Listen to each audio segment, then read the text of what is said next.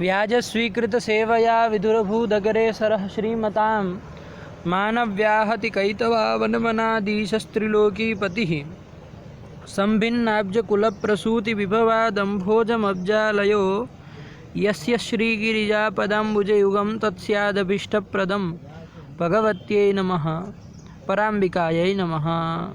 चलिए, कौन सूत्र आए? विभक्तिश्च। विभक्तिश्च, ठीक है ना, यहाँ से चलना है। तो आपका सौजस मोट सूत्र हो गया, उसकी तत्वबोधिनी भी हो गए, ठीक है ना। उसमें मुख्यत्वे न विचार हुआ कि ये जो स्वादि प्रत्ययों में जो अनुबंध जोड़े गए हैं उन अनुबंधों का प्रयोजन विचार किया गया, ठीक है ना। मुख्यत्वे ने यही विचार किया ना उसकी तत्वबोधिनी, तो वो पूरी तत्वबोधिनी देख ली। आ गया समझ में? हाँ, अब आगे चलना है। अब देखिए, एक बात समझिए, हम जब स्वादि प्रत्ययों में क्या विचार कर रहे थे कि इसमें अनुबंध कौन कौन है, तो दीक्षित ने एक छोटी सी पंक्ति में बता दिया कि सुगस्यो रुकारेकारौ जषट गपाश्चेतः करके इन्होंने क्या कर दिया, इस अनुबंधों का परिगणन कर दिया कि ये स्वादि जो आपके 21 प्रत्यय है उसमें इतने अनुबंध है। आया कि नहीं आया? अब जब ऐसी बात कही जाएगी, अब उसका प्रयोजन विचार तो हम लोगों ने तत्वबोधिनी से किया, ठीक है ना। लेकिन जब ऐसा कहा जाएगा कि स्वादि जो 21 प्रत्यय है उसमें इस संज्ञा के है सब आपके जषट गपास चेत और सु और गसिका उकार इकार, ये सब जब कहेंगे तो प्रश्न होगा कि भाई जस का जो सकार है वो अनुबंध क्यों नहीं है? आया कि नहीं? अरे हलंत्यम से जैसे आप औट के टकार की संज्ञा कर देते हैं, उसी तरह जस के सकार की भी तो ईद संज्ञा हो जाएगी। उपदेश अंत्यम हलित सियात, तो ईद संज्ञक होगा तो जस का सकार भी अनुबंध है। तो वो सब तो आप परिगणन में नहीं लिए। पहले ही पाठ में हम लोगों ने चर्चा की थी। उत्तर क्या दिया था हमने? उत्तर ये दिया कि सूत्र है न विभक्तो तुस्माहा। वो क्या कहता है? विभक्ति स्थ तवर्ग सकार और मकार की ईद संज्ञा नहीं होती है। ये कौन कहता है? न विभक्तो तुस्माहा। तो इसलिए निषेध हो जाएगा। लेकिन जब वो सूत्र आप पढ़ेंगे न विभक्तो तुस्माहा, तो वहाँ घटकतया प्रविष्ट जो विभक्ति पद है कि नहीं है? तो वो विभक्ति जो है वो क्या है, ये तो जिज्ञासा होगी कि नहीं होगी? पहले विभक्ति किसको कहते हैं वो पता चल जाए, तब हम कह सके कि ये विभक्ति ये है और उनमें जो तवर्ग सकार मकार उसकी ईद संज्ञा नहीं होती है ना। क्योंकि वाक्यार्थ ज्ञान है पदार्थ ज्ञानम कारणम। तो न विभक्तो तुस्माहा, इसका जब वाक्यार्थ करने जाएंगे आप कि विभक्तिस्थाः तवर्ग सकार मकाराः इतः न स्युः, उसकी संज्ञा नहीं होती है। तो उसमें घटकतया प्रविष्ट जो विभक्ति पद है उसका अर्थ ज्ञान यावत पर्यंत नहीं होगा तब तक उस सूत्र का अर्थावबोध हो पाएगा? नहीं हो पाएगा। तो उस विभक्ति पदार्थ क्या है उसी को बताने के लिए अग्रिम सूत्र आ रहा है। बात समझ में आई? कौन सूत्र है वो? विभक्तिश्च। आया? यही है विभक्ति संज्ञा करने वाला सूत्र। कितने पद है इसमें? 2 पद है। विभक्ति ही इति प्रथमैक वचनांतम च इति अव्ययम विभक्तिश्च, 2 पद वाला सूत्र है। आया? अष्टाध्यायी में निकाले जरा, कहाँ का है? 104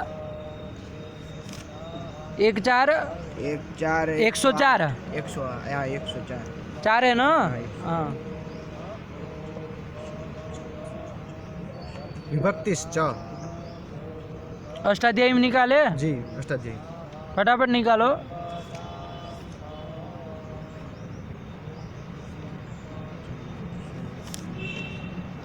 हाँ जी, निकला? हाँ, चलो उससे पढ़ो। ऊपर क्या है उसके ऊपर? सुपह है ना ऊपर वो सूत्र। ये सुपह जो है ना ये षष्ठ्यंत पद है जी। उसकी यहाँ अनुवृत्ति करेंगे और प्रथमा एक वचन में प्रथमा में विपरिणाम करेंगे, है ना। प्रथमा विभक्ति विपरिणाम करेंगे। आया कि नहीं? इसके ऊपर कौन है? सुपह के ऊपर एक वचन द्विवचन बहुवचन एकशः। इसके ऊपर तिंगस् त्रीणि त्रीणि प्रथम मध्यमोत्तमः। यहाँ तिंगस है ना, तिंग, हाँ वो भी षष्ठ्यंत है। तिंग त्रीणि त्रीणि, तिंग के जो 3 ये कह रहे तो तिंग षष्ठी है ना, वो भी आएगा। यहाँ प्रथमांततया विपरिणाम होगा, है ना, विभक्ति विपरिणाम होगा। बात समझ में आई कि नहीं आई? तो कौन कौन आया? तिंगः और सुपः, ये दोनों आए और उसका प्रथमा विपरिणाम करके क्या हो जाएगा? तिंग सुप। यही हो जाएगा ना। अरे प्रथमा में तिंग ही बनेगा ना, और सुप ही। और शुभ, तो तिंग शुभ विभक्ति ही विभक्ति संज्ञा स्यात् बन जाएगा ना। दोनों का साथ में लिख दिया इन्होंने वृत्ति लिखते समय, सुप्तिगौ विभक्ति संज्ञौ स्तः कर दिया ना, सुप्तिगौ दोनों को जोड़ के कर दिया, कोई दिक्कत नहीं है कि नहीं है। सुप्तिगौ विभक्ति संज्ञौ स्तः, सुप और तिंग की क्या होती है, विभक्ति संज्ञा होती है। सुप मतलब कौन सुप, आम और सस, भ्याम भिस गे भ्याम भ्यस घसी भ्याम भ्यस घस और शाम गी और सुप। ये 21 जो आपके हैं वो सुप कहलाते हैं। उसके लिए हम अच्छा सा शब्द आपको क्या बता, स्वादि कप प्रत्ययावधिक स्वादि पांत समुदाय घटक प्रत्ययाः, क्या कहे, स्वादि पांत समुदाय घटक प्रत्ययाः, है ना। जैसे वहाँ आप अण अण ईण इत्यादि प्रत्याहारों में बोलते हैं ना, अकार आदि नांद समुदाय घटक वर्णः वहाँ करते थे, है ना। यहाँ वर्णः नहीं ना करेंगे, क्योंकि वर्णः करेंगे तो यहाँ स उ इनकी एक एक की व्याम में ब य आ ये सब की विभक्ति संज्ञा वैसे नहीं ना करनी है हमको, सु की करनी है, ओ की करनी है, व्याम की करनी है, ऐसे करना है ना। तो इसलिए क्या बोलेंगे, स्वादि कप प्रत्ययावधिक घटक प्रत्यय, स्वादि पांत समुदाय घटक प्रत्ययाः, स्वादि जो पांत समुदाय, सु से लेकर के पांत जो समुदाय, पांत पकार कहाँ है, सुप में है ना, तो स्वादि पांत समुदाय पूरा समुदाय हुआ, उसमें घटक जो प्रत्यय है, तो एक एक प्रत्यय है ना, वो सब सुप कहलाते हैं, है ना। कितना अच्छा सा शब्द है, कितनी सारी बातें एक उसमें बता दी, वरना वो हर बार सुप मतलब क्या, तो 21 गिनाने पड़े, वो एक ही बार में बोल दे स्वादि पांत समुदाय घटक प्रत्ययाः। इसी तरह तिंग क्या है, तो त्यादि गांत समुदाय घटक प्रत्ययाः, उसमें कौन है बता दो, घटक प्रत्यय कौन कौन है, तिप तस जी सिप थस थ मिब वस मस त आताम ज थास आथाम ध्वम इड वही मही। महिंग,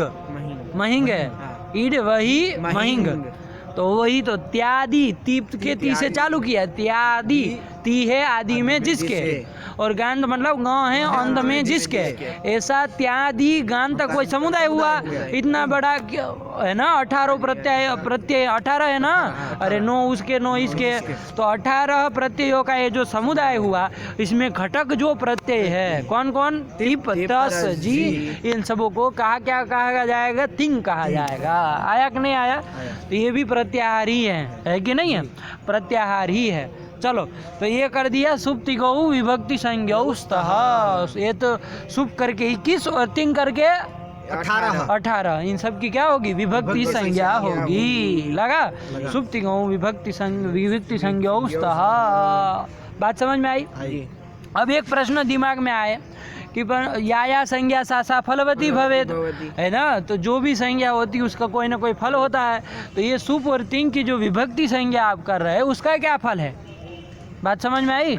इसमें जो विभक्तियाँ है, ये जो सुप और तिंग की विभक्ति संज्ञा की, तो ये विभक्ति संज्ञा का क्या प्रयोजन है, तो वही प्रयोजन है न विभक्तौ तुष्माः, इससे विभक्तिस्थ तवर्ग सकार मकार की जो इत संज्ञा प्राप्त होगी उसका निषेध करना होगा, तो उस समय ये विभक्ति संज्ञा की आवश्यकता पड़ेगी। आया कि नहीं, जैसे जस का जस है, वो जस की क्या हो जाएगी, विभक्ति संज्ञा हो जाएगी ना, तो विभक्तिस्थ कौन हो गया, वहाँ सकार हो गया, तो उसकी इत संज्ञा नहीं होती है, निषेध हो गया। अलंध्यम से प्राप्त थी ना, इसने निषेध कर दिया, न विभक्तो तुष्माः। इसी तरह उसमें तिंग में भी देख लो, तिंग में भी है, तिंग में तिप में तो कुछ की है नहीं, तिप में तो पकार की हो ही जाती है ना, अलंत्यम से करते हो तो तवर्ग सकार मकार नहीं ना है। इसके बाद जो नंबर 2 का तस आया, वो तस में अलंत्यम से सकार की संज्ञा प्राप्त थी, है ना, जैसे तिप के पकार की होती वैसे तस के सकार की भी संज्ञा प्राप्त थी, लेकिन इसने आगे कह दिया कि विभक्ति, चूंकि तस की विभक्ति संज्ञा हुई है, तो विभक्ति स्थ जो सवर्ग है तक सकार है उसकी इत संज्ञा नहीं होती है, निषेध कर दिया। तो यही इत संज्ञा निषेध ही प्रयोजन होगा ना जी, वो कब हो पाएगा, विभक्ति संज्ञा होगी तभी हो पाएगा, तो यही उसका प्रयोजन। लगा कि नहीं लगा, लगा जी। तो सुप्तिगौ विभक्ति संज्ञौ स्तः, आया। हाँ जी। और एक प्रयोजन देखना हो तो एक और भी प्रयोजन आप दे सकते हैं, जैसे सुप की विभक्ति संज्ञा करने का प्रयोजन। क्या प्रयोजन दे सकते हैं? तो जैसे त्यदादि नाम है ना, वो क्या कहता है? त्यदादि नाम, त्यदादि नाम मतलब त्यदादि गणपठिता नाम शब्दा नाम अकार अंतादेश स्यात्। कब? विभक्तौ, विभक्ति पर में हो तब। त्यदादि जो शब्द है उसमें क्या हो जाता है? अकार अंतादेश होता है, विभक्ति पर हो तो ये भी तो प्रयोजन है। लेकिन ये प्रयोजन कहाँ मिलेगा? केवल सुप की विभक्ति संज्ञा में ही मिलेगा। आया कि नहीं आया?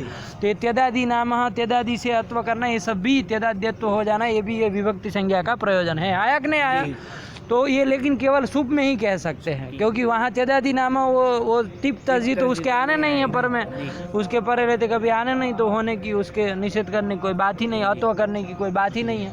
तो इसलिए सामान्य रूप से कह देते हैं न विभक्तो तुष्मा, है ना, इत संज्ञा निषेध ही इसका प्रयोजन है, ये करके कर देते हैं। लगा कि नहीं लगा? ये सब बातें ध्यान में रखिए। चलिए, सुप्ति गो विभक्ति संज्ञौ स्तः।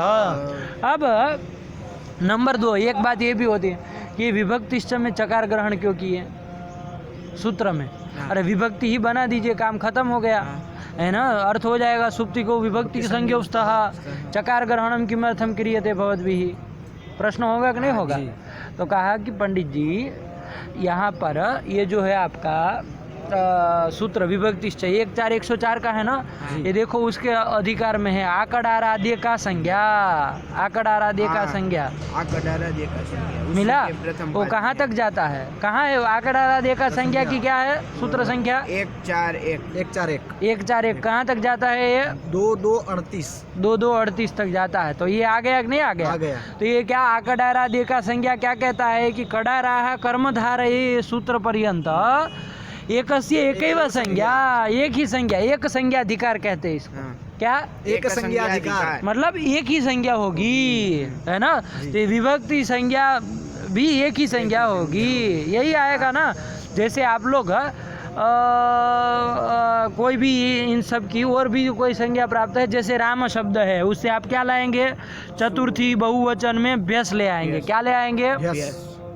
राम भ्यस। क्या कर दिया? राम भ्यस, ये बन गया। अब यहाँ पर क्या करना है आपको? रामे भ्यः बनाना है ना। तो कौन सूत्र लगता है? राम के अकार को एकार कौन कर देता है? बहुवचन है जल्येत। बहुवचन यदि पर में हो, है ना, तो क्या होता है? जल्येत, मतलब जलादि बहुवचन परे हो तो यत हो जाता है, एकार आदेश होता है। तो वो अंतिम में किसको होगा? राम के आकार को ही होगा ना। तो जलादि बहुवचन पर में होना चाहिए। तो आपका भ्यस है वो जलादि है कि नहीं है? बहुवचन है कि नहीं है? कौन करता है बहुवचन संज्ञा? तो अग्रिम वक्ष्यमाण जो सूत्र है सुपः आने वाला है, वही क्या करेगा? वो एक वचन द्विवचन बहुवचन संज्ञा क्रम से करता है, उसका अर्थ देखेंगे। लेकिन वो बहुवचन संज्ञा करता है कि नहीं करता है? तो बहुवचन संज्ञा हो गई कि नहीं हो गई उसकी? वो भी इसी के अधिकार में है, एकाधिकार के संज्ञा, आकड़ाराध्य का संज्ञा के अधिकार में।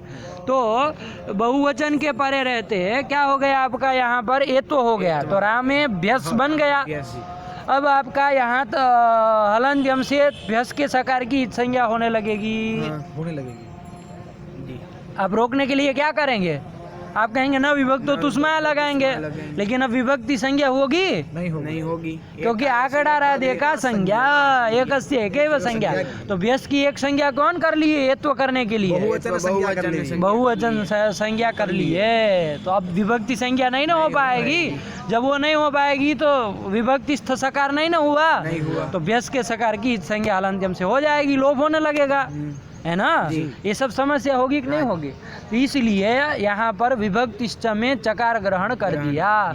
तो चकार ग्रहण करने से क्या हो जाएगा?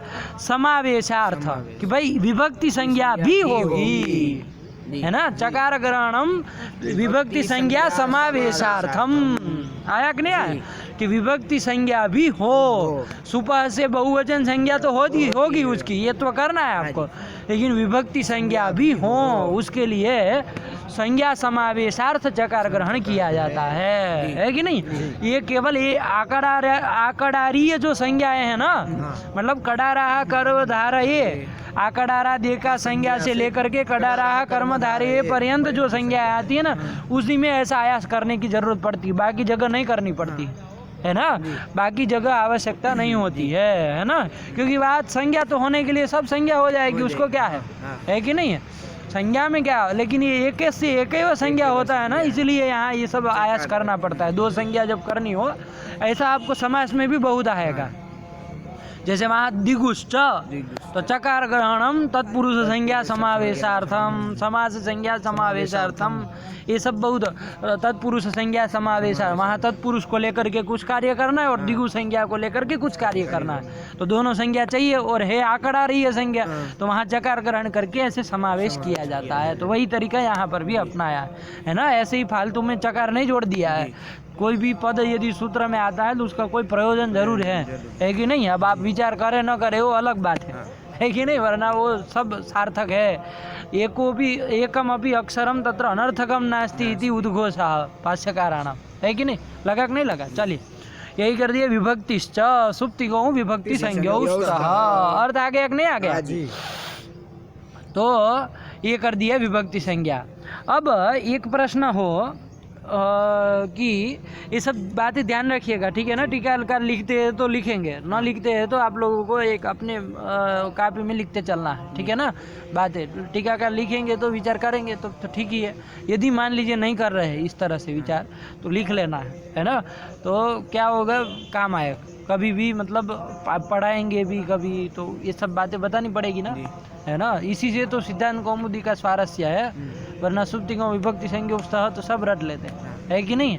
यही सब बात जानने लायक। कोई कह दे चकार ग्रहणम किमर्थम, तो फिर मुँह खुला रह जाएगा ना, ध्यान नहीं होगा तो ऐसे फिर तुरंत झटिति उत्तर नहीं आएंगे। ऐसे सब इन सब का प्रयोजन है, आप क्या बताएंगे बताइए। यदि न पढ़े हो, न ध्यान दिए हो, तो आएगा उत्तर, उसको नहीं आएगा, फंस जाएगा वहीं पर, कहेगा अरे देखना पड़ेगा, है ना। फिर कहेंगे वैयाकरण खसूची, है ना।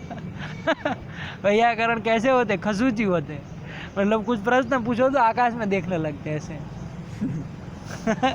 है ना, समझ में नहीं ना आता है, तो मतलब समझ में नहीं आता नहीं, लेकिन ध्यान में नहीं होता, सीधे आकाश की ओर देख के सोचने लगते, तो खसूची ही, है ना। तो वैयाकरण निंदा करते हैं लोग, वैयाकरण खसूची ही कह करके। तो ऐसे मत बनिए, है कि नहीं है। इधम इत्थम वाले वैयाकरण बनिए। लगा। तो ये कर दिया। और दूसरा क्या बात हम लोग यहाँ विचार किए, एक तो चकार ग्रहण का प्रयोजन सोचे, और दूसरा वो संज्ञा, वो फल। चलिए ध्यान में रखिएगा, ठीक है ना। सब बातें लिख लेना है। मैं नहीं कह रहा हूँ कि आप जितना बोले वो सब पूरा उतार दीजिए, आप संक्षेप में एक पंक्ति में बात लिख दीजिए कि ये बात हम लोगों ने इस सूत्र में पढ़ी। इस सूत्र को पढ़ते समय ये बात को ध्यान में रखना चाहिए, है कि नहीं। बस इतना ध्यान में रहेगा तो कभी भी पढ़ाएंगे तो केवल अपनी कॉपी एक बार निकाल के देख लेनी है कि किन किन मुद्दों पे हमको चर्चा करनी है, आ जाएगा ना। वरना ये भी समस्या होती पढ़ाते समय कि क्या क्या बताना है, समस्या होती है कि नहीं होता है, और किस क्रम से बताना, ये भी समस्या होती है। तो ये सब समस्याओं से मत उलझिए, ये सब काम इसलिए पढ़ते समय कर लेना चाहिए, ताकि पढ़ाते समय बस वो मुद्दे ले करके बताते हैं। आया कि नहीं आया। तो चलिए ये सब हो गया। अब यहाँ पर एक बात ध्यान दीजिए कि हमारे यहाँ व्याकरण शास्त्र में हम लोग व्यवहार करते हैं, प्रथमा द्वितीया इत्यादि का व्यवहार करते हैं कि नहीं करते हैं, है ना। जैसे प्रातिपदिकार्थ लिंग परिमाण वचन मात्रे प्रथमा कर्मणि द्वितीया कर्तृकरणयोस् तृतीया चतुर्थी संप्रदाने अपादाने पंचमी। तो ये सब व्यवहार कर रहे हैं ना। शेषे षष्ठी सप्तमी अधिकरणे च। तो ये सप्तम, प्रथमा, द्वितीया। तो प्रथमा मतलब किसको कहते हैं हम, प्रथमा मतलब क्या समझते हैं आप। तो समझने के लिए तो आप समझ लेते, सु औजस इति प्रथमा, आपको रटवा दिया जाता है। जब लघु सिद्धांत पढ़ते हैं तो सु औजस इति प्रथमा, अम औजस इति द्वितीया। लेकिन ऐसे ही प्रथमा और द्वितीया, तृतीया, चतुर्थी ये संज्ञा करने वाला कोई सूत्र आया, कोई तो सूत्र भगवान पाणिनि जी ने नहीं कहा है। कहा कोई प्रथमा संज्ञा करने वाला सूत्र, तो कैसे जान लिए। जब भगवान पाणिनि नहीं बता रहे तो आप कैसे जान लिए कि प्रथमा मतलब सु औजस, कैसे रटवा दे रहा है। प्रश्न होगा कि नहीं होगा? तो उसके लिए दीक्षित लिख रहा है, क्या कह रहे हैं? तत्र मतलब स्वादिषु, तत्र मतलब स्वादिषु, सु ओजस इत्यादि नाम सप्तानाम। सु ओजस एक हुआ, अमोक्षस दो, फिर ताभ्याम भिस 3, फिर गेभ्याम भ्यस 4, गसिभ्याम भ्यस 5, गस ओस आम 6, गी ओ सुप 7। 7। तो ये 3 का 7 हुआ कि नहीं हुआ? ये 3 का करके 7 हुए। तो सु ओजस इत्यादि नाम सप्ताह नाम, 3 का एक समुदाय बना लिया, ध्यान दीजिएगा, है ना, तब 7 हो रहे, वरना तो 21 है। सु ओजस इत्यादि 21 है, 3 है और 7 है क्या? नहीं 21 है। सुओजस इत्यादि यदि सामान्य रूप से कहे स्वादि तो 21 है ना भाई। सुओजस इत्यादि नाम सप्ताह नाम लिख रहा है, तो त्रिक बना दिया, सुओजस ये 1 हो गया, तो इत्यादि नाम सप्ताह, तो त्रिक करके तो ये 7 ही होंगे ना। त्रिक मतलब 3 का समुदाय, 3 का समुदाय, उसको कहते त्रिक। आया कि ना? तो सुओजस इत्यादि नाम सप्ताह नाम त्रिकाणाम शब्द प्रयोग किया, क्या कहा? त्रिकाणाम, है ना, तभी तो, वरना स्वादी तो 7 नहीं ना कह पाएंगे, ध्यान दीजिएगा। तो सुओजस इत्यादि नाम सप्तानाम त्रिकाणाम प्रथमादयः सप्तम्यन्ताः प्राचाम संज्ञा, प्राचीनों की ये संज्ञा है कि नहीं है? मतलब पूर्वाचार्यों ने ऐसी संज्ञा की है, भगवान पाणिनि जी ने नहीं की है। कोई सूत्र नहीं आया कि इसकी प्रथमा संज्ञा होती है, सुओजस की प्रथमा संज्ञा होती है, अमोक्षस की द्वितीय संज्ञा होती है, ऐसा कोई सूत्र आया?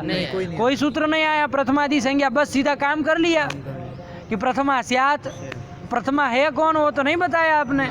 तो इसके लिए लिख रहा है कि भाई ये जो सुओजस इत्यादि जो 7 त्रिक है आपके, वो प्रथमादयः सप्तम्यन्ताः प्राचाम संज्ञा, उन त्रिकों की, 7 त्रिकों के क्रम से प्रथमा, द्वितीया, तृतीया, चतुर्थी, पंचमी और सप्तमी, षष्ठी और सप्तमी, ये आपकी संज्ञाएं प्राचीन आचार्य लोगों ने की है कि नहीं? और ताभिः मतलब संज्ञा भी, ताभिः संज्ञा भी इहापि व्यवहारः, इहापि मतलब यह मतलब अस्मिन् व्याकरण शास्त्रे, पाणिनीय व्याकरण शास्त्रे व्यवहारः, यहाँ पर भी व्यवहार होगा। लगा कि नहीं लगा? यही कह रहे हैं, वो प्राचीन आचार्यों ने जो संज्ञा की है वही संज्ञा से हम भी यहाँ काम चलाएंगे। बात समझ में आएगी नहीं आई? भगवान पाणिनि जी ने नहीं की, लेकिन हम इसी से काम चलाएंगे, प्राचीन आचार्यों की, है ना। चलिए लगा ना पंक्ति? तत्र मतलब तत्र संज्ञा स्वादिषु, स्वादिषु ध्यान देना, है ना। तिप आदि में नहीं, त्रिक की नहीं होती है प्रथमा संज्ञा, तिप्त जी की नहीं होती है प्रथमा संज्ञा, है ना, ध्यान रखना। तत्र मतलब स्वादिषु, स्वादिषु सुओजस इत्यादि नाम सप्तानाम त्रिकाणाम प्रथमादयः सप्तम्यन्ताः प्राचाम संज्ञा, ताभिः संज्ञाभिः इह अपि व्यवहारः, इस शास्त्र में भी यहाँ व्यवहार करना है। लगा कि नहीं लगा? ये बात ध्यान रखिए, ठीक। दीक्षित ने ये बता दिया, प्रथमादि संज्ञाओं का वो बता दिया, है ना, क्योंकि विभक्ति के साथ संबंध होता है ना, सुओजस, तो इसी विभक्तिष्ठ सूत्र में ये सब बात बता दी है कि नहीं? तो एक बार बोल दो कि प्रथमा संज्ञा किसकी होगी? सुओजस इति प्रथमा, अमोक्षस इति द्वितीया, ताभ्याम भिस इति तृतीया, गेभ्याम भ्यस इति चतुर्थी, गसिभ्याम भ्यस इति पंचमी, गस ओस आम इति षष्ठी, गी ओ सुप इति सप्तमी। बस ये प्रथमादयः सप्तम्यन्ताः, प्रथमा है आदि में जिसकी, ऐसी संज्ञाएं कौन होगी? ये सब होगी। और कहाँ तक जाना है? तो सप्तम्यन्ताः, सप्तमी है अंत में जिसके, ऐसी प्रथमादयः सप्तम्यन्ताः संज्ञा। आया कि नहीं? और ये सप्तम्यन्ताः लिख रहे तो ये सब संज्ञाएं स्त्रीलिंग में होगी, ये आ रहा है ना। प्रथम संज्ञा नहीं कर रहे, प्रथमादय से तो लग रहा है कि प्रथम भी हो सकता है ना। प्रथम है आदि में जिसके, उसको भी प्रथमादय कह दे, और प्रथमा में है आदि में जिसके, तब भी प्रथमादय बनेगा। तो प्रथम द्वितीय संज्ञा नहीं कर रहे, प्रथमा द्वितीय स्त्रीलिंग में कर रहे हैं, है कि नहीं? तो सप्तम्यंता से नहीं समझ में आ रहा है, क्योंकि सप्तम संज्ञा करते तो सप्तमांता बनता, लेकिन सप्तम्यंता कर रहे हैं तो स्त्रीलिंग में संज्ञा है। बात समझ में आई? हाँ, ध्यान रखना, ठीक। चलो प्रथम संज्ञा मत कर देना, प्रथमा संज्ञा, द्वितीया संज्ञा, है ना। किसने की है? तो प्राचीन आचार्यों ने की है। किसकी की है? तो सुओजस इत्यादि जो 7 त्रिक है उसकी हुई है, सुओजस की नहीं हुई है। नहीं, सुओजस इत्यादि की हुई ऐसे मत कहना, वरना गड़बड़ करोगे कि सु की प्रथमा, वो की द्वितीया और जस की तृतीया, फिर हम की प्रथमा, ये होने लगेगा। इसलिए ध्यान से शब्द प्रयोग करना। सुओजस इत्यादि नाम त्रिकाणाम संज्ञा लगा। चलो ये हो गया, पढ़ लो एक बार विभक्तिश्च। विभक्तिश्च सुप्तिङौ विभक्ति संज्ञौ स्तः तत्र सु औ जस् इत्यादीनां त्रिकाणां प्रथमा सप्तानाम त्रिकाणाम नहीं, सप्तानाम नहीं है। नहीं, अच्छा इसमें लिखा, चलो हो तब भी ठीक, ना हो तब भी ठीक है, समझ के रखना। त्रिकाणां प्रथमादयः सप्तम्यन्ताः प्राचां संज्ञाः ताभिः इहापि व्यवहारः। न ताबीर, अब जब ग्रंथ पढ़ रहे हो तो ऐसे तोड़िए मत, हो तो मैं समझाने के लिए तोड़ता हूँ। आप लोगों को ग्रंथ जैसे भी लिखा है वैसे ही बोलना है, वैसे ही याद भी करना है ना। ताबी ही, यहाँ भी, ये सब नहीं बोलना, ये तो समझाने के लिए, आप लोग गड़बड़ ना करें इसलिए, है ना। ताबी रिहा भी व्यवहार, हाँ यही जैसे लिखा वैसे ही, ग्रंथ को तोड़ने का अधिकार कोई नहीं देता है आपको, है ना। चलो, ग्रंथ में जो ऐसे आचारयुक्त जो ग्रंथ होते हैं ना, उसमें दोष माना गया है। थोड़ा भी उसमें प्रक्षेप करना या तो काटना, ये सब दोष माना गया है। ये सब पापजनक होते हैं, है ना। इसीलिए गलती से भी ये सब काम नहीं करना चाहिए, न बोलने में और न काटना भी चाहिए। ऐसे काटना भी नहीं चाहिए, इसलिए काटने भी अब देखेंगे नहीं काटने देते, है ना, क्योंकि आचार्य की वाणी है, इसको काटा नहीं जाता है ना। और बहुत मतलब अब गलत छपा है तो उसके लिए अलग कथा है, लेकिन वो भी पूर्ण प्रामाणिक हो जाए, यदि कोई आचार्य कहे तभी काटना। ऐसे ही कहीं पर कुछ अपने से जोड़ तोड़ करने का कोई अधिकार नहीं, ठीक है ना। हाँ, लोग सूत्रों में भी ऐसे पढ़वा देते हैं, जैसे हमारे ये भाई साहब को भी आदत है, सूत्र को भी तोड़ तोड़ के बोलते हैं। ये गलत है, ऐसे नहीं होना चाहिए, है ना। जैसे सूत्र को तो अधिकार ही नहीं है बिल्कुल, चलो दीक्षित को तो कुछ समझा भी जाए, लेकिन सूत्र में तो किसी का अधिकार ही नहीं है। वो भगवत वचन है, वो है कि नहीं है। वो ऋषि का एक वचन है, उसको आप कैसे इधर का उधर कर सकते हैं, कभी नहीं तोड़ सकते, ठीक है ना। और समझाने के लिए, व्याख्या के समय कुछ बात बताने के लिए यदि वक्ता कुछ कह रहा है तो बात अलग, वरना उसको सामान्य रूप से वो सूत्र को न तोड़ा जा सकता है न जोड़ा जा सकता है। जैसे है वैसे ही, अपनी दिमाग लगाना ही नहीं वहाँ पर कुछ, है ना, कुबुद्धि अपनी लगानी ही नहीं है उसमें। चलो आया। देखो क्या कह रहा है, तो ये हो गया विभक्तिश्च का। अब देखो तत्वबोधिनी का अर्थ को देखा जाए, थोड़ा देख लिया जाए, है ना। तत्वबोधिनी क्या कह रहा है, तत्वबोधिनी देखो कुछ कह रहा है विभक्तिश्च का प्रतीक लेके। विभक्तिश्च, उसके पहले में कुछ नहीं लिखा, अवतरण लिखे हो तो ये सब बात ध्यान दिया करो। अब मैं तो मुझे ध्यान में कहूँ विभक्तिश्च का प्रतीक लिया, यदि पूर्व में अवतरण है तो उसको भी बोलना है कि नहीं। नहीं है, सीधू विभक्तिश्च चाले कर रहा है ना। चलो चालू करो। विभक्तिश्च तिङ्गस्त्रीणि त्रीणि इत्यतस्तिङ्ग्रहणं व्यवहितमपि स्वरितत्वबलादनुवर्तते। हाँ, ये एक बात है जो देखिए, बहुत बड़ी बात, बहुत अच्छी बात है। देखो प्रश्न क्या होगा कि पंडित जी आप सुप्तिंगों में सुप तो सुपह से लाए, सुपह सूत्र से इसको अव्यवहित पूर्व में था तो वहाँ से ले आए, चलो ठीक है। इसके ऊपर था आपका कौन था, तान्येक वचन, द्विवचन, बहुवचन, अन्येक। उसके ऊपर था आपका तिङ्गस्त्रीणि त्रीणि प्रथम मध्यमोत्तमाः। हाँ, तो ये था ना। अब वहाँ से आप तिंग ले आए हैं, वो तिंग इसमें जाता है क्या, तान्येक वचन में, तान्येक वचन में जाता है क्या, वो तान्येक वचन, द्विवचन, क्या है वृत्ति उसकी।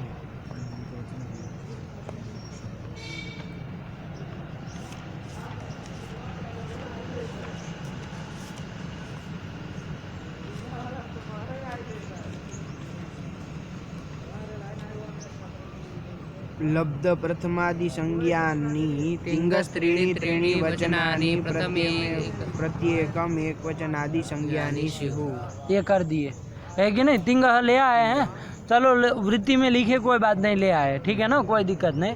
वरना न भी लाए तो उसको देखेंगे, मतलब न भी लाए तब भी अर्थ नहीं बन जाएगा। तानी करके क्या पकड़ा है, लब्ध प्रथमादि संज्ञानी, मतलब प्रथमादि संज्ञा जिसने प्राप्त कर ली है, वहाँ पर भी प्रथम ये तिंगस त्रीणि त्रीणि मध्यमोत्तम तमा, हाँ ये है ना।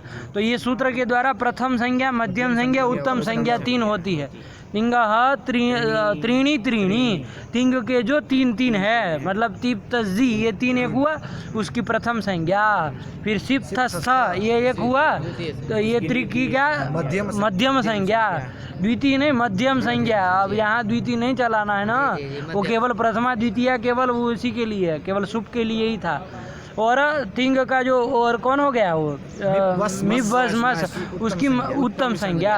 फिर तो आतम जमे फिर से प्रथम संज्ञा, था साथम द्वम इति मध्यम संज्ञा, और ईड वही महिंग ये उत्तम संज्ञा, ये वो करता है। तो तानी कह देने से काम नहीं हो जाएगा। तानी मतलब लब्ध प्रथमादि संज्ञानी, एक वचन द्विवचन बहुवचनान्यकशः, चल जाएगा काम। तिंग की वस्तु तो वहाँ भी ज़रूरत नहीं है, ठीक है ना। और कथनचित मान लीजिए लाते भी ये अर्थ करने के लिए कोई ज़रूरत पड़ती है, तो सुपह में आता है क्या इसके बाद? अरे अष्टाध्यायी में देखो, सुपह इसके बाद है ना, देखो तिंगः त्रीणि त्रीणि के बाद कौन सूत्र? तान्य एक वचन। इसकी वृत्ति में चलो तिंग लिखा, कथनचित ले भी आए, इसके बाद सुपह, इसमें है क्या? नहीं ना है, इसमें तिंग नहीं। अरे उसमें तिंग है भी नहीं, वो सुपह लिखा है, सुप की एक वचन द्विवचन बहुवचन संज्ञा करता है, वो आया कि नहीं आया? तो वहाँ तिंग नहीं ना आया, तो तिंग तो वहाँ है, यहाँ कैसे ला सकते हैं? ऐसे मंडूक प्लुति नहीं ना कर सकते हैं। आप कहेंगे मंडूक प्लुति की, ऐसे नहीं कर सकते आप, प्रमाण नहीं है, मंडूक प्लुति कर ही नहीं सकते। यदि पूर्व सूत्र में पढ़ा है या तो लगातार आ रहा है तो लाए तो ठीक भी है, अनुवृत्ति ऐसे आए ठीक। ऐसे मंडूक प्लुति में प्रमाण ढूंढना पड़ता है पंडित जी। क्या लोग बोल देते हैं, ऐसे ही बोल देते हैं कि मंडूक प्लुति आ जाएगा, ऐसे नहीं आएगा, है कि नहीं? मंडूक प्लुति ऐसे नहीं हो जाएगी। तो यहाँ पर प्रश्न हुआ कि आप यहाँ पर क्या ला रहे हैं? विभक्तिष्ठ सूत्र में तिंग की अनुवृत्ति ला रहे हैं, कहाँ से ला रहे हैं? तो वो तो उसके व्यवधान, 2 सूत्रों का व्यवधान हो रहा है बीच में, तान्य एक वचनों का चाहे और सुपह का। और तान्य एक वचनों का कम से कथनचित मान भी लिया जाए कि तिंग ला है, तो सुपह का तो व्यवधान है कि नहीं है? तो व्यवहित व्यवधान हो रहा है सूत्र का, फिर भी तिंग रण कैसे ला रहे हैं? तो कहा कि एक देशे स्वरितत्व प्रतिज्ञा बला, स्वरितत्व प्रतिज्ञा बला, तो वहाँ तिंग में स्वरितत्व प्रतिज्ञा की गई है ना, मानी जाएगी कि भाई यहाँ जो ये तिंग है वो क्या है आपका? स्वरितत्व युक्त है ना। स्वरित अयम तिंग, तिंग पदम अत्र स्वरित युक्तम, स्वरित चिन्ह युक्तम, इस तरह की प्रतिज्ञा होने के कारण उसकी अनुवृत्ति व्यवधान होने पर भी यहाँ पर आएगी। आया कि नहीं आया? बात समझिएगा ध्यान से ना। वहाँ तिंग त्रीणि त्रीणि में भी वस्तुतः जरूरत नहीं है तान्य एक वचन में, इसलिए उसका अनुवृत्ति यहाँ कैसे ला सकते हैं? उसकी अनुवृत्ति तो हो नहीं रही है। तो कहा कि स्वरितत्व प्रतिज्ञा बला, तो वो लेकर आए व्यवहित पढ़ो तत्वबोधिनी विभक्तिश्च तिंगस्त्रीणि त्रीणि इत्यतस्तिंग। एक लोग पढ़ो यार, ये क्या बवाल मचा के रखा है? तिंगस्त्रीणि त्रीणि इत्यतस्तिंग्रहणं व्यवहितमपि स्वरितत्व बलाद अनुवर्तते। स्वरितत्व बलाद अनुवर्तते, ध्यान दीजिएगा, है कि नहीं है? स्वरितत्व बलाद अनुवर्तते व्यवहितम अपि, यद्यपि तद व्यवहितम। देखो सुपह में ये समस्या नहीं है, सुप तो साक्षात पूर्व में ही पढ़ा है तो वहाँ से आ जाएगा, लेकिन ये व्यवहित था, इसलिए कह रहा है कि स्वरितत्व बलाद वो आएगा। आया कि नहीं आया? सुपह इति च सन्निहितम इत्यभिप्रेत्याह। सुपह तु सन्निहितमेव अस्ति, व्यवहितं नास्ति नो, तो सन्निहितमेव अस्ति इति तद अनुवर्तते इति अभिप्रेत्य, कि वहाँ तिंग भी आ रहा है, सुप भी आ रहा है, इति अभिप्रेत्य, इति विचार्य, इति स्वीकार्य। सुप्तिंगाविति, सुप्तिंग, ओ ये कहा। आया कि नहीं? चलो तिंगाम विभक्ति संज्ञायाः प्रयोजनम न विभक्तो तुस्माहा इति। तिंगाम केवल अलग अलग कह रहे हैं, ध्यान दीजिएगा। तिंगाम विभक्ति संज्ञायाः किम फलम, तो कहा कि तत्फलम किम न विभक्तो तुस्माहा इति। तो तस थास इत्यादि में जो स है उसकी हित संज्ञा निषेध करने के लिए, है कि नहीं है? तो वही वो लिखा, वही तिंगाम विभक्ति संज्ञायाः प्रयोजनम न विभक्तौ तुस्माहा इति। इति यही प्रयोजन है, उसके द्वारा निषेध हो जाए वो सूत्र के द्वारा इत संज्ञा का यही प्रयोजन है। आया तो भाई सुप की विभक्ति संज्ञा करने का क्या प्रयोजन है, तो लिख रहे पढ़ो। सुपाम तु त्यदाद्यत्वादिकमपि। त्यदाद्यत्वादिकम अपी ले रहा है, मतलब वो प्रयोजन तो है ही, अपी ना पूर्वक तो प्रयोजन तो है ही, है ना, लेकिन त्यदाद्यत्व भी प्रयोजन सुप में अतिरिक्त मिल रहा है ना। देखो कितना ध्यान पूर्वक शब्द प्रयोग कर रहा है ना। ये टीका को पढ़ना मतलब केवल बात तो आप समझ ही गए ना, आप उस टीका की भाषा को समझिए कि कैसे वो शब्द प्रयोग, इसलिए पढ़वाता हूँ। बाकी बात तो मैंने बताई दी, मूल में नहीं बता दी सब अलग अलग करके। तो क्या कह रहे हैं कि तु त्यदाद्यत्वादिकमपि। त्यदाद्यत्वादिकमपि, त्यदाद्यत्वादिकमपि है ना, आदि से और भी ले लेना, विभक्ति के परे रहते जो भी कार्य कुछ और भी होता है ना, जैसे किमः का है, ये क्या कहता है, किमः का आदेश स्यात् विभक्तो है ना, किम को का आदेश होता है विभक्ति परे रहते हैं, तो आदि से ये ले लेना। अपि से क्या लेना है, तिंग का जो प्रयोजन कहा वही प्रयोजन यहाँ पर भी होगा। आया कि नहीं? हाँ चलो। चकारः चकार ग्रहणम किमर्थम, तो उसके लिए लिख रहे हैं चकारः पुरुष वचन संज्ञाभ्याम समावेशार्थः। हाँ, वचन संज्ञा समावेशार्थः।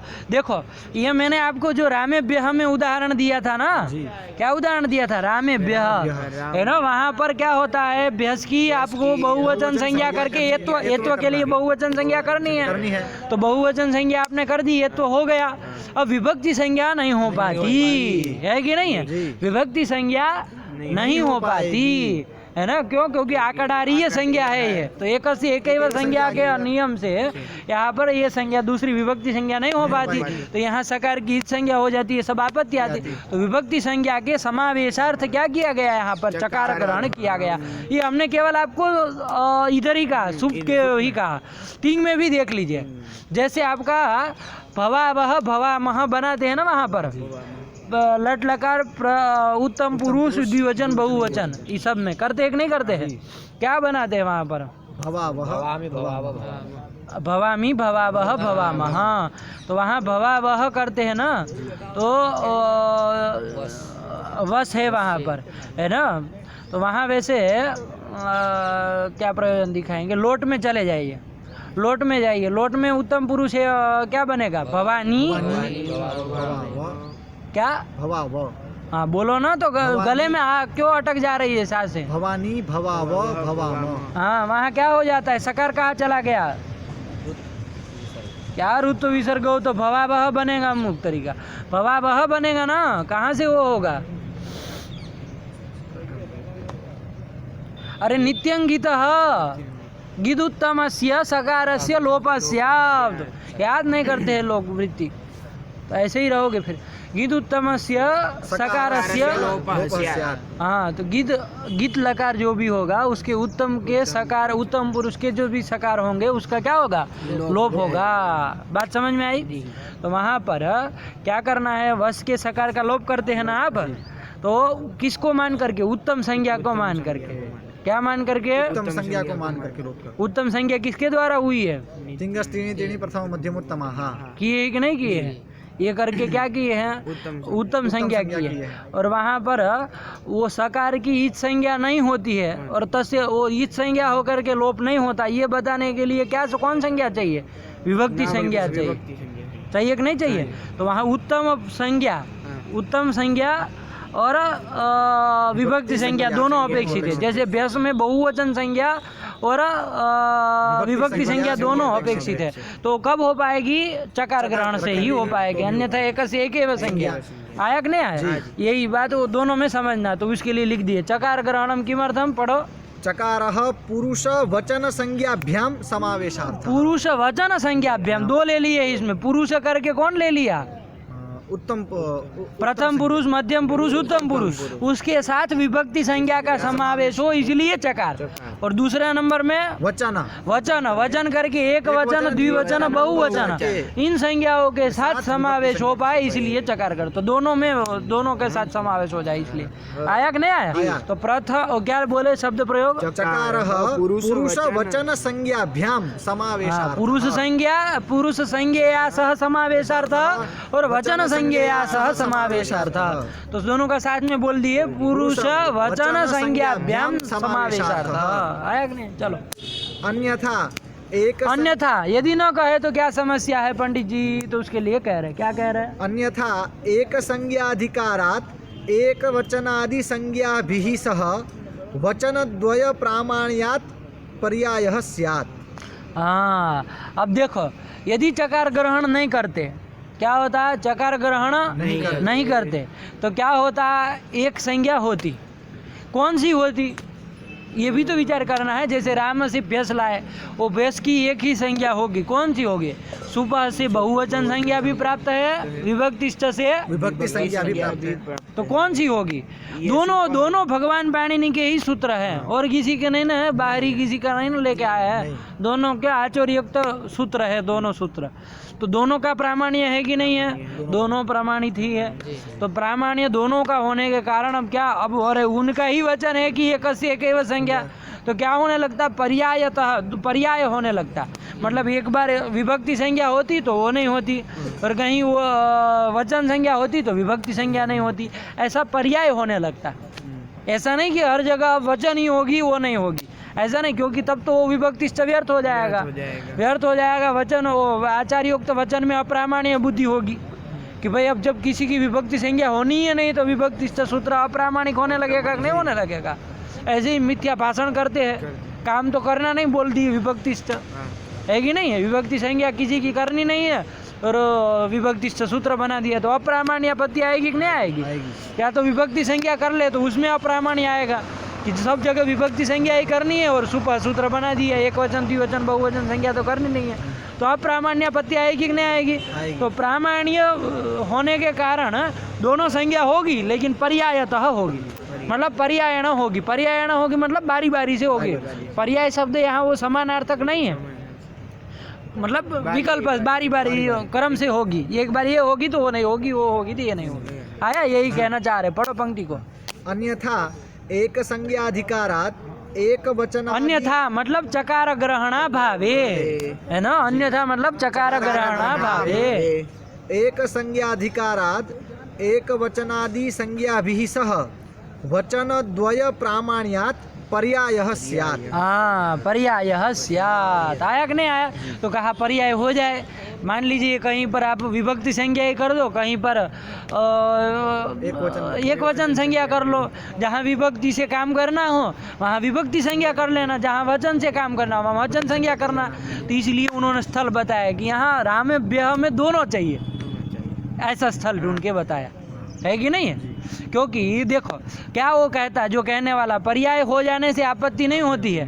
देखो कैसे समाधान होता है, समझिए इस बात को। समाधान ये होता है, जैसे आपको जस के सकार की क्या करनी है, इच संज्ञा ना हो, उसके लिए क्या विभक्ति संज्ञा करनी है ना, तो विभक्ति संज्ञा राम हमें कर दो। राम से जस लाओगे उसकी विभक्ति संज्ञा कर दो, उसकी बहुवचन संज्ञा मत करो, हटाओ उसको, पर्यायतः करना है ना। तो वहाँ पर विभक्ति संज्ञा करके सकार की इच संज्ञा का वारण कर लो, खत्म हो गई बात। जहाँ बहुवचन मान करके कुछ काम करना है वहाँ बहुवचन संज्ञा कर लो, विभक्ति संज्ञा मत करो, है कि नहीं? तो पर्याय हो जाए तब भी क्या समस्या है? तो कहा कि पंडित जी ऐसे हट नहीं सकते आप, ऐसे भग नहीं सकते हैं। राम ब्याह देखो पंडित जी, वहाँ राम से भैंस लाओगे तो उस भैंस को बहुवचन मान करके आपको बहुवचने जल्य से एत्व करना है, और उस भैंस को विभक्ति मान के उसके सकार की रक्षा भी करनी है। करनी है कि नहीं करनी है? करनी है। एक ही भैंस की दो संज्ञा अपेक्षित है। यदि पर्याय तो होगा, मान लीजिए बहुवचन संज्ञा होगी तो वहाँ सकार की संज्ञा लोप होने की आपत्ति आएगी। यदि कहेंगे विभक्ति संज्ञा करेंगे तो एत्व अनापत्ति होगी, एत्व की अनापत्ति होगी कि नहीं होगी? तो ये सब समस्या है, यही इसीलिए स्थल ढूंढा, वरना उनको मति नहीं मारी गई थी कि राम वहाँ को छोड़ के राम पर्यंत गए। ये भी तो बात है। अरे जब चल रहे आपको विभक्ति संज्ञा का प्रयोजन दिखाना है तो राम हमें दिखा दीजिए। विभक्ति संज्ञा का प्रयोजन दिखाना है तो क्यों राम ब्याह तक जा रहे हैं? वो अभी विभक्तिष्ठ का उदाहरण देने नहीं जा रहे हैं, अभी उभय संज्ञा की जरूरत है। चकार का प्रयोजन विचार चल रहा है पंडित जी, है कि नहीं है। चकार का प्रयोजन विचार चल रहा है, तो चकार का प्रयोजन विचार जब हम करेंगे तो वहाँ पर तो ये सब यहीं जाना पड़ेगा ना, बताना पड़ेगा ना कि संज्ञा समावेश करना है, पर्याय से होने होगी तो काम नहीं चलेगा, ये सब बातें बतानी। अन्यथा से पढ़ो, अन्यथा चकार ग्रहणाभावे, अन्यथा चकार ग्रहणाभावे एक संज्ञाधिकारात् एक वचनादि संज्ञाभिः सह वचन द्वय प्रामाण्यात् पर्यायः स्यात्। पर्याय स्यात्, और पर्याय हो जाएगा तो क्या आपत्ति है। ततश्च हाँ, ततश्च मतलब पर्याय हो जाने पर, हाँ, रामेभ्यो नमाम इत्यादौ, नमाम, हाँ नमाम, नमाम लिया, हाँ, रामेभ्यो नमाम, हाँ चलो, रामेभ्यो नमाम इत्यादो, हम भवाम बोल रहे थे, भवाम होना चाहिए, नमाम है जी। चलो कोई बात नहीं, देखते हैं क्या है। चलो, रामेभ्यो नमाम इत्यादो, बहुवचन संज्ञा पक्षे विभक्तित्वा भावात्, बहुवचन संज्ञा यदि कर देंगे उसकी आप, है ना, हाँ। किसकी, भ्यस की, व्यस की बहुवचन संज्ञा कर देंगे, और नमामह में बहुवचन संज्ञा करके क्या करना है। चलो उसको देखते हैं, अभी रामेभ्यः पहले समझो, वहाँ बहुवचन संज्ञा, रामेभ्यः नमामः इत्यादो, बहुवचन संज्ञा पक्षे, बहुवचन मतलब पर्याय से होगा तो मान लीजिए बहुवचन संज्ञा करेंगे यत्व करने के लिए, जी। तो यत्व तो हो जाएगा, लेकिन विभक्तित्वा भावात् विभक्ति संज्ञा नहीं हुई है, तो विभक्तित्वाभावात् सस्येत् संज्ञा स्यात्, सकार की संज्ञा होने लगेगी, और विभक्ति संज्ञा पक्षे यत्वा नापत्ति स्यात्, दोनों ओर से जोड़ देना, नहीं लिखा, लिखा है नहीं लिखा, लेकिन समझ लेना, ठीक है ना। जी। अरे इधर से भी तो दोष होगा, जब पर्याय से आपकी संज्ञा होगी, विभक्ति संज्ञा चाहे वचन संज्ञा, तो जब रामेभ्यः में दोनों अपेक्षित है, एक नहीं होगी तो उसके प्रयुक्त जो कार्य करना है वो नहीं ना हो नहीं पाएगा, जी। इसलिए दोनों संज्ञा चाहिए। अब नमामः क्यों दे रहे हैं, नमामः में क्या है ये देखना है। नमामः दिया दूसरा स्थल, नमामः में क्या है, नमामः विसर्ग नहीं ना लिखा है, नमाम इत्यादि, नमाम नहीं होता है जी, अकार है, नमाम है कि नहीं है, तो वहाँ क्या है नमाम में, ये पूरा प्रयुक्त नहीं है, रामेभ्यो नमाम इत्यादि ऐसा नहीं नहीं प्रयोग ही दिखाएंगे। अरे उनको आगे चूंकि प्रतिज्ञा क्या कि चकार ग्रहण किसके लिए है, किन किन संज्ञा के साथ विभक्ति संज्ञा का समावेश करना है, पुरुष वचन पुरुष संज्ञा के साथ और वचन संज्ञा के साथ, तो वचन संज्ञा के साथ समावेश का तो आपने इधर रामेभ्यः में बता दिया, बहुवचन संज्ञा के साथ समावेश करना है तो बता दिया, लेकिन पुरुष संज्ञा के साथ समावेश का नहीं ना बताया है, तो वही पुरुष संज्ञा का समावेश का प्रयोजन दिखाना है, तो उसके लिए नमामः दिए, नमामः दिए। तो देखो लोट लकार का है ये, क्या है, लोट लकार, लोट लकार का है नमाम, तो वहाँ क्या लाए आप, मस ले आए है ना। अरे उत्तम लोट लकार उत्तम पुरुष बहुवचन में मस ले आए, तो क्या हो जाएगा, गुरु जी आगे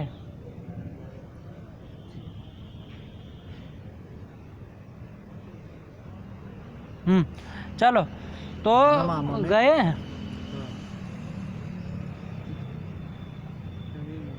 यहाँ पे देखा है। चलो तो क्या कहे, मस ले आए, मस ले आए, हाँ। उत्तम पुरुष बहुवचन में, बहु मस ले आए, तो अब यहाँ पर क्या है, मस का देखो नित्यंगित से क्या प्राप्त है, गीत उत्तमस्य, कि भाई गीत लकार जो उसका उत्तम पुरुष का जो सकार होता है उसका क्या होता है, लोप, लोप होता है, वो करता है नित्यंगित। तो उस सकार का लोप करने के लिए क्या चाहिए, उत्तम पुरुष संज्ञा करनी है, नहीं तो पुरुष संज्ञा उसको क्या है, वो उत्तम पुरुष संज्ञा, उत्तम संज्ञा ही होती है, उसको पुरुष जोड़ दिया जाता है, तो उत्तम पुरुष संज्ञा करनी है कि नहीं करनी है, तो उत्तम संज्ञा करनी है, तो एक अपेक्षित है। और वहाँ विभक्ति संज्ञा भी उसकी करनी है, क्यों करनी है, मस की विभक्ति संज्ञा, वहाँ यहाँ तो विभक्ति संज्ञा का प्रयोजन ये था कि सकार की रक्षा करनी थी रामेभ्यः में, वहाँ पर भी सकार की हित संज्ञा न हो ये करना है। अरे सकार को हित संज्ञा नहीं हित संज्ञा न हो करके उसका लोप नहीं हुआ है ये कहना, हाँ हित संज्ञा करके लोप नहीं करना है, अभी तो नित्यंगिता से लोप करना है, इस तरह का करना है, तो विभक्ति संज्ञा भी अपेक्षित है कि नहीं है, और उत्तम पुरुष संज्ञा भी अपेक्षित है, तो ये दोनों चाहिए, इसके लिए विभक्ति आया कि नहीं आया, ये नमामः देख लें। लेकिन मैं ये सोच रहा हूँ भवामः को छोड़ करके नमामः में कहाँ घुस गए, प्रथम धातु वादिगण में जब भू धातु है तो उसी का देना चाहिए, हाँ सब में यही लिखा है, हाँ ये नमाम ही पाठ है। चलो कोई बात।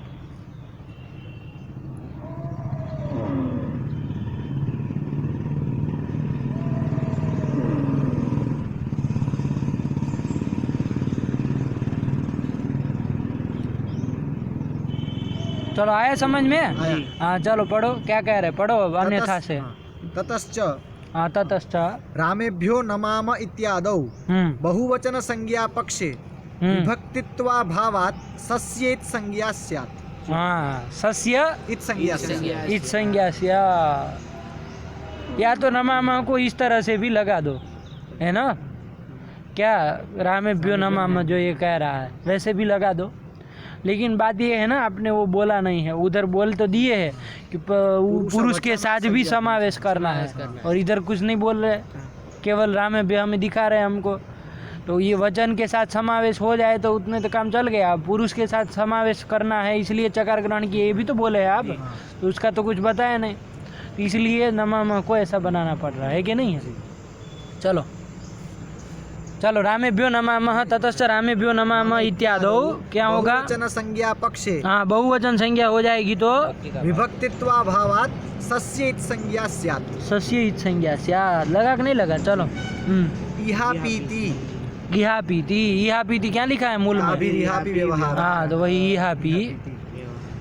अस्मिन्नपि तंत्रे अस्मिन्नपि तंत्रे। तंत्रे मतलब तंत्र मतलब वो तंत्र नहीं, शास्त्रे। तंत्र शब्द शास्त्र में भी आता है ना?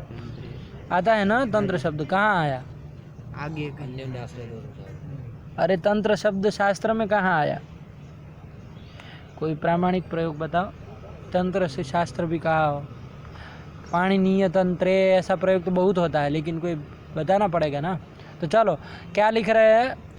इहा भी मतलब अस्मिन अपि तंत्रे, इसी भी तंत्र में भी प्रातिपदिकार्थ लिंग परिमाण इत्यादौ इत्यर्थः। हाँ प्राय कहाँ पर जरूरत है तभी इहा भी व्यवहार है। इस व्याकरण शास्त्र में भी, पाणिनि व्याकरण शास्त्र में भी व्यवहार होगा, लेकिन कहाँ हो रहा है? वृद्धिरादेश कहाँ हो रहा है? अधिक गुण कहाँ हो रहा है प्रथमा का व्यवहार? तो कहा प्रातिपदिकार्थ लिंग परिमाण वचन मात्रे प्रथमा कर्मणि द्वितीया इत्यादो व्यवहार। ये लगाना है। आया कि नहीं? चलो फिर सुपह ये आ गया। चलो इतना लगा क्या हो, इसका देख लेना, बाकी सब टीका टिप्पणी ठीक है। फिर कल सुबह से चलते हैं। यस्य श्री गिरिजा पदाम्बुज युगम तत्स्यादभीष्टप्रदं भगवते नमः पराम्बिकायै नमः। अस्तु।